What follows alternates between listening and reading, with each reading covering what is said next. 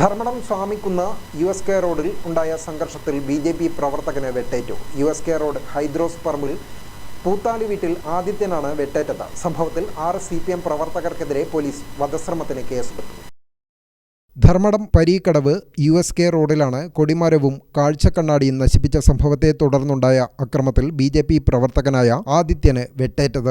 ഞായറാഴ്ച വൈകിട്ട് USK റോഡിലെ സേവാ കേന്ദ്രത്തിനടുത്താണ് സംഭവം. കൈക്ക് പരിക്കേറ്റ ആദിത്യൻ തലശ്ശേരി ഇന്ദിരാഗാന്ധി സഹകരണ ആശുപത്രിയിൽ ചികിത്സയിലാണ്. ഒരു സംഘം CPM പ്രവർത്തകർ വടിവാൾ, കത്തിയാൾ തുടങ്ങിയ ആയുധങ്ങളുമായി എത്തി ആക്രമിക്കുകയായിരുന്നെന്ന് ആദിത്യൻ പറഞ്ഞു. ഞാൻ പീടികയിലേക്ക് പോയിക്കൊണ്ടിരിക്കുന്നതിനും അപ്പോൾ അതിൻ്റെ തൊട്ടടുത്ത് നമ്മൾ സേവാകേന്ദ്രത്തിൻ്റെ വർക്ക് നടക്കുന്നത്. അപ്പോൾ സേവാകേന്ദ്രത്തിലേക്ക് കുറച്ച് CPMൻ്റെ പ്രവർത്തകർ കയറിയിട്ട് ആക്രമിക്കുന്നത് കണ്ടത്. അപ്പോൾ ഞാനത് ചോദ്യം ചെയ്ത സമയത്ത് റോഡിലേക്ക് ഇറങ്ങി വന്ന് മാരകായുധങ്ങളും വാളുമായിട്ട് എൻ്റെ തലക്കേരെ വെട്ടുകയുണ്ടായി. അപ്പോൾ ഞാൻ ആ വെട്ടിനെ കൈവച്ച് തടഞ്ഞപ്പോൾ കൈക്ക് മുറിവേൽക്കുകയും നേരെ നാട്ടുകാരും എല്ലാവരും കൂടി തന്നെ ഹോസ്പിറ്റലിലേക്ക് കൊണ്ടുവരിക ചെയ്തത്.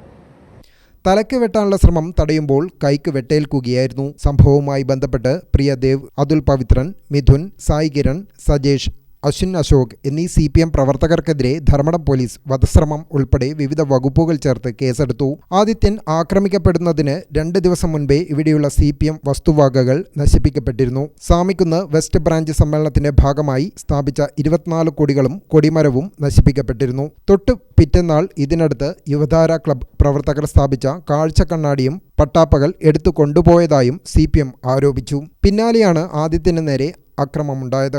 സ്ഥലത്ത് പോലീസ് നിരീക്ഷണം ഏർപ്പെടുത്തിയിട്ടുണ്ട്. ഗ്രാമിക ന്യൂസ്, തലശ്ശേരി.